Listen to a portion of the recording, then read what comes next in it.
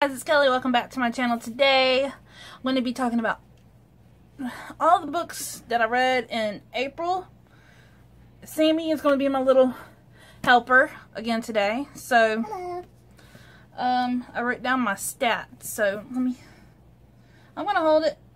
Okay, I read 9 physical books, and of those 9 physical books, 1 was a graphic novel, and 4 is a middle grade, and then I read 1 ebook. So I read a total of 10 books in April, and I only got 9 here. The other one is already back at the library, but you've heard me talk about it already in previous videos. So what was the first? Okay, I need to put these down. These are getting... Some of these books that I read this month were blog tour spots, so I will link those down below. And they, the copies were generously given to me by the publisher, so thank you. I think this one came from Kids Compress, and this is the first one I read. I was reading it at the end of March, and I finished it on April 1st, I think, when the blog tour went up. But this book is The Center of the Universe by Ria Voros. When I did my my April TBR, I think I showed this that I was reading it, but it's about this girl named Grace. Her mother is a famous newscaster, Gigi, and her grandmother is a famous actress named Grace. And so her mother goes missing, and it's all about the family's search to find her. The family was on hard times because the mother was always busy with work and putting all her time towards news, and yeah. And Grace, the daughter, she wants to be a astrophysicist. She's in love with space and universe and stars and black holes. And so it has like a mix of searching for her mother and then her just trying to get into space, or not into space, but trying to become more into the science and learn more and meet the famous people. And I'm saying famous a lot. Well, it deals with a lot of famous people in this book. And one of the people that the author interviewed for this book is an actual person. It's a famous, there we go again. It is, let's see, the astrophysicist that is a character and also a real person. Her name is Dr. Elizabeth Tasker, and I forget what she did, but this book is a chunk. To be honest, I didn't think it needed to be this long, because it would talk about the mother and how the girl, her daughter, was very over, and she was over everything. She wanted her mom to be present, and her mom just focused on work. Didn't spend any time with them, and pushed all the responsibilities of the little brother onto the sister, and yeah, the parents fighting. So, and then it would go into science speak, kind of like The Martian, but it wasn't as enjoyable as The Martian. So, yep. And this is the arc, and it came out April 2nd, so it's in stores now. The cover is beautiful, the constellations, but once again, I got burned by a cover. The second book I read was with the kids, and it was The Stormkeeper's Island by Catherine Doyle. Ari got this in her January Owl Crate Junior, and it's about storms. It's about a boy named Finn.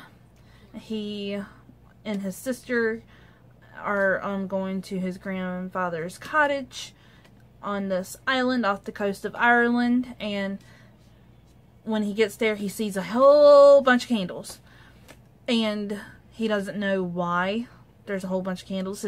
He thinks his grandfather's a little cuckoo in the head for making all of these candles, and they have such weird labels with all these weird names, like Summer 1978 or Winter Storm 1982.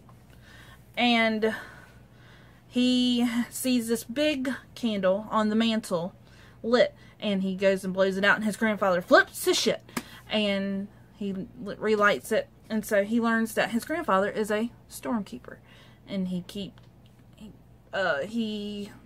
captures all of these moments in the candles. And if you light a candle, like with summer 1978, like I said, and you'll go back. It's like a time travel, and it's got the magical element, and it talks about, what was the name?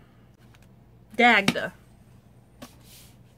And Dagda was like a warrior. He was the good one, and he fought the witch, or the bad woman. I was expecting a whole lot more, and I didn't. My expectations were not met. I was disappointed a little bit, and I didn't really like it. I liked some parts, but overall, I did not enjoy. I thought it would have a lot more action than it did, and it just didn't deliver. My kids enjoyed it, so it's a middle grade targeted towards kids, and if the kids enjoy it, then. The next book is Sphinx's Queen by Esther M. Fresner. Yeah, it's the second book. It's the sequel to Sphinx's Princess. It's about Nefertiti.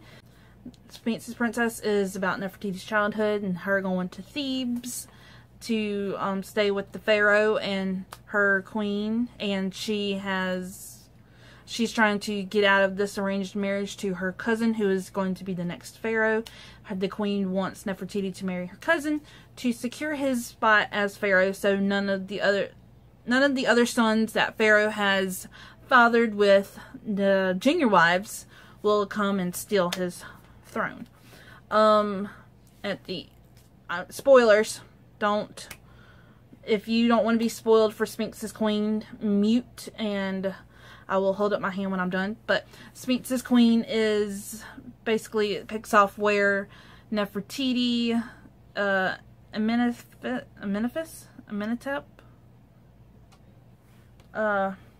and Nefertiti's little friend are on the run, and they're trying to escape. I forget these Egyptian names. They're trying to run from the pharaoh's son who Nefertiti was betrothed to. He's looking for them, and yeah, they eventually get to Thebes. They eventually get to where the pharaoh and the queen are at, because the pharaoh is not feeling too well. He is dying, and he goes to this thing to basically heal. He goes to pray to the healing goddess, and they go and find him and tell him that the acting pharaoh is trying to blackmail and say that Nefertiti killed the cat, which is a big no-no, and she didn't. So, yeah.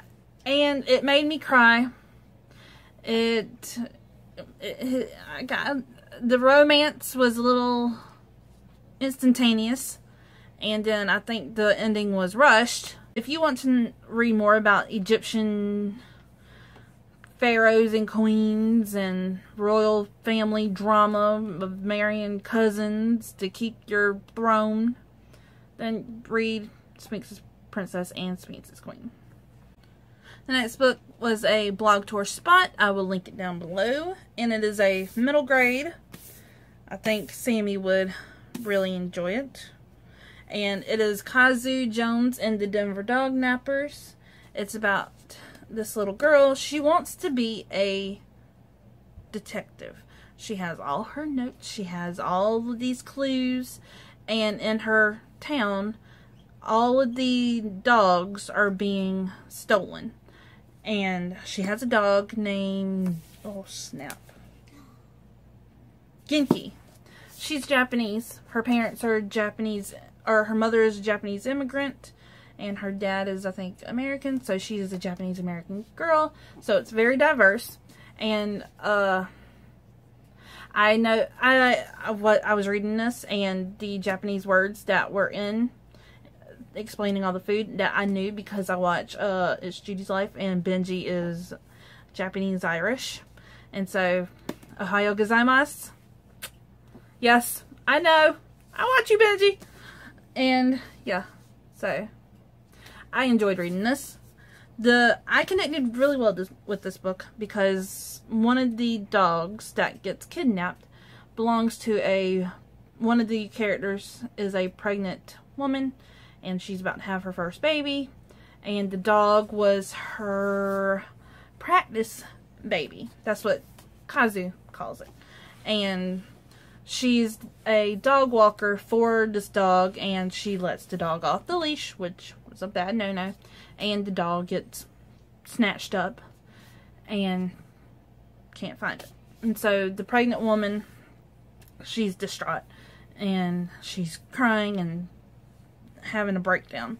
I connected with this book because when I moved into this house, I was pregnant with Adeline, and we had 2 dogs, Shoka and Freckles, and around Christmas time, both of my dogs were stolen in the field right behind my house by the owner of said field, and he hated dogs. He was a chicken fighter. He stole my dogs and took them to his house, which is about 2 miles away from my house, on the opposite side of our highway, and he said that my dogs came up into his yard and ate his chickens, and he killed my dogs.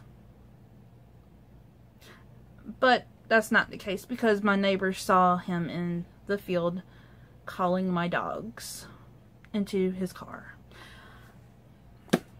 It was about 8 years ago now, and I'm still bitter about it. But yeah, I connected with this book. It made me cry. It made me remember my 2 dogs. And yes, but it has a happy ending.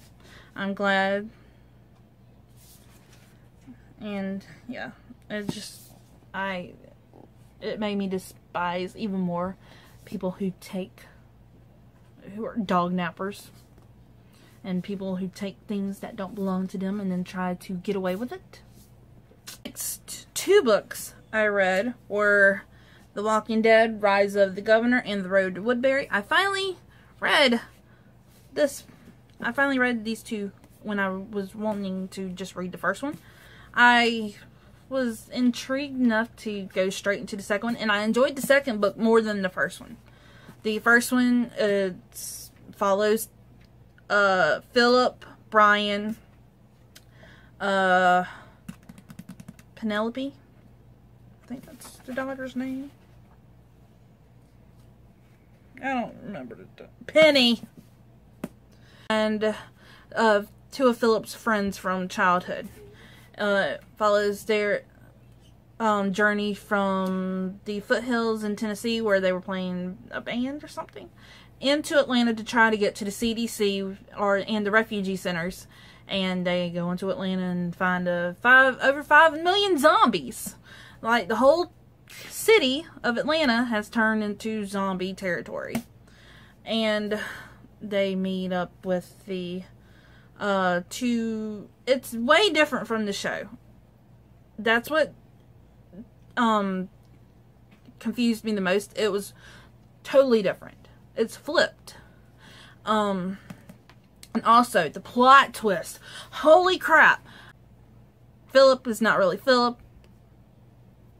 Okay, I don't want to spoil it. So if you want to read my review, go to my blog. It's linked down below, but holy crap. Okay, that's the first book. Second book, The Road to Woodbury, follows a whole bunch of different characters. And we start off in this tent city, and this girl, what was her name? Lily. She is with her friend Megan, who's a slut, and puts out to get what she needs to survive. And these 2 girls are also with this guy named Josh. Josh is this big, buff, black guy. He's gentle. He's sweet. he's in love with Lily. And he was this famous, here I go with the famous again, famous books, famous people. He was this well-known chef in Atlanta. He worked for all these 5-star restaurants, all these 5 Michelin restaurants, and the main thing he wants more than anything is to make a perfect dinner for Lily. That's it. This tent city gets attacked, and one of Lily's charges, one of these young girls, she gets bit by a zombie and killed, and the dad of this girl wants to kill Lily, and he's wailing on her, and Josh goes and just takes his head and bashes him up against a tree over and over and over again and kills him. And so the other people in the tent city say, you need to leave. We can't handle you.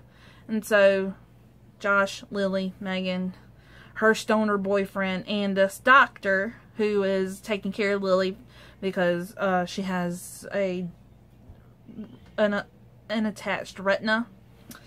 And the doctor is most concerned about that because it could lead to blindness. So he leaves along with this group to make sure she heals well. And they go to this Walmart and like score big. And they meet the governor's head group.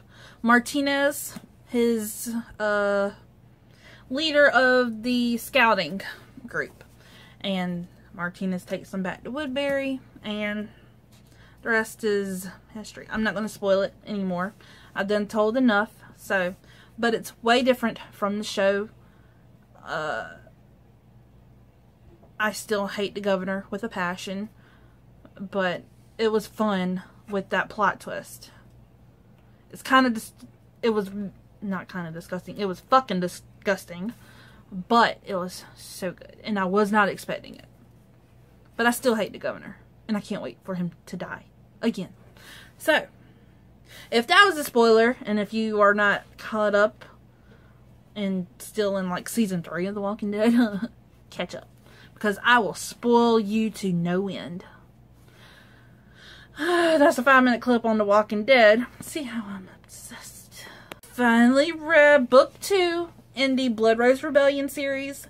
Lost Crow Conspiracy, and to be honest, it took me a while to get into it. Because I could not remember what the hell, like, what happened. I forgot most of it. And I remember the character names, I remember the countries, and I remember the magic system and what happened. But I forgot who died, through what, who was this. And then I got into it and got bored, met up with Anna after 8 months. And it just all came flooding back. This was so good. I highly enjoyed it, but I did have some problems with it, with the misogyny and fucking stick it to the man. I'm so glad I did not live in this time period where all the women had to like just follow a man and do what he told her. I cannot stand that shit. I don't even listen to my husband when he tells me to do something. I say, up and excuse you, do it your damn self. Okay? I'm not going to tell you about this one because I don't want to spoil it. I did do a review on my blog, so go read that. But Blood Rose Rebellion, it follows a girl named Anna. The magic system is just for the elite, the socialites, and she is the daughter of a well-known family in England who have one of the highest soul signs, or the most popular soul sign. And she is barren, which means she cannot do magic. So her mother sends her to Hungary to live with her, or to stay with her grandmother and her cousins, Noemi. Is it Naomi or Noemi? I think it's Noemi. Noemi. And Matthias. The creatures that ultimately get set free from the binding, which was not supposed to happen, are called the Protheria. And it turns out that Anna has magical ability, but it's a rare and scary type of magic. And nobody knows except for her cousin Mateus, and her grandmother, who are now both dead. They die in Blood Rose Rebellion. And it was just so good. Winter War Awakening is already out. Came out in March. And I'm like waiting to buy it, because I'm just still into this.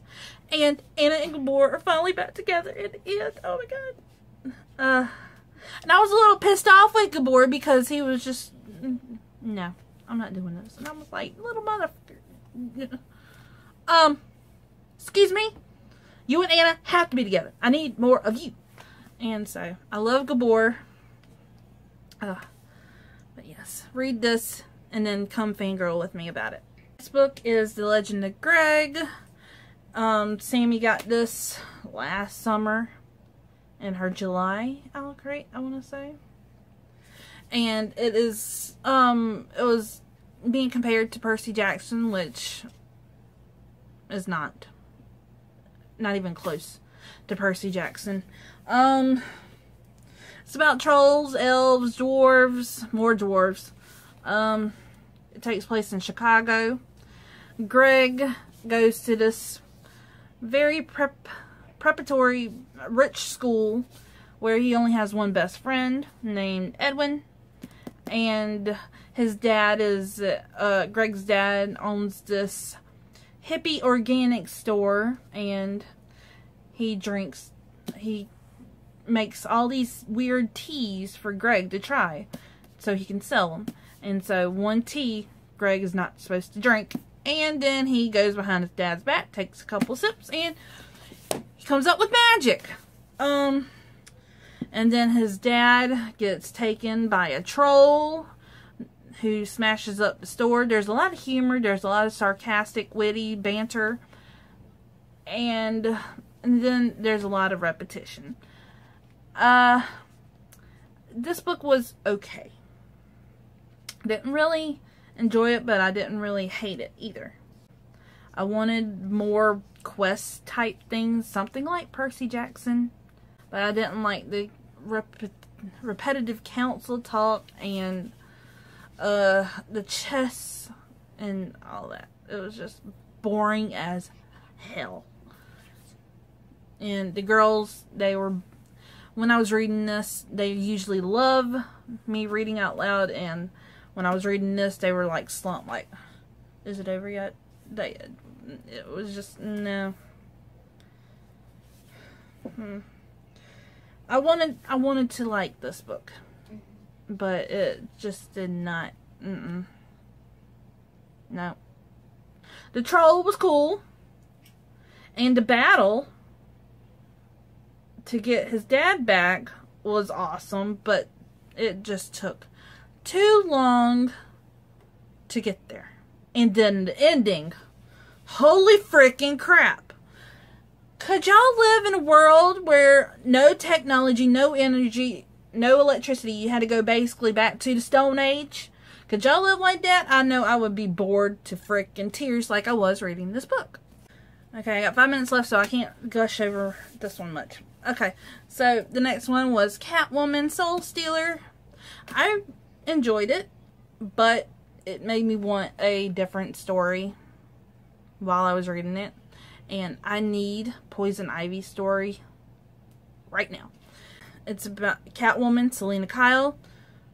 She is a street fighter who is just basically doing it to take care of her little sister. Her mom is an abusive junkie. Her dad, who the hell is her dad? And they get separated.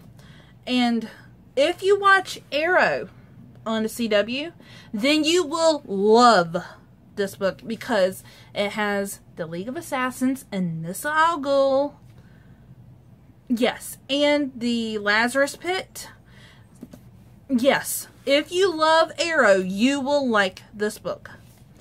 I am I like Arrow, but the elements, those elements, the League of Assassins, Nissa, and the Lazarus Pit, and the training on the mountain was my favorite. I wish that it taught more about her training and her time in the League. And Batwing, really? Batwing is Batman's sidekick. It's supposed to be Robin. And I didn't know Lucius Fox had a son. I wish they would make a DC Icons 5 on Poison Ivy. She's an anti-hero. Catwoman is not a hero. Well, she's a villain. Catwoman is a villain. Poison Ivy is a villain. I need more of Poison Ivy. So, I love this. I gave it a 4 out of 5. And now I need to read Superman. Which I said that it was probably boycotted. It's not boycotted, but the author is a sexual harassment scumbag.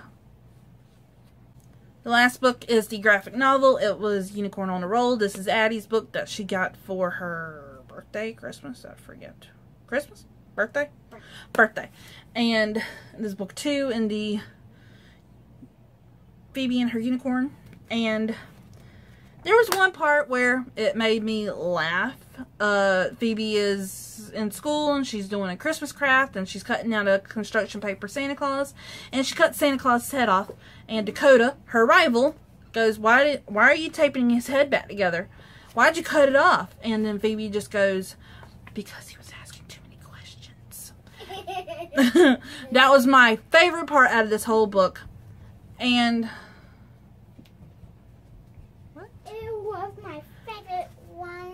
and yeah, goes. My phone's acting up. And it was my favorite. I highly enjoyed it. The third one we have, and we're going to be reading it soon. It's Unicorns versus Goblins, or Goblins versus Unicorns. But I only got a minute left, so if you liked any of the books I read, or have read any of these books, comment down below. If you like this video, give it a thumbs up. Hit that subscribe button. I'm over 200. And I'll see you in my next video. Bye.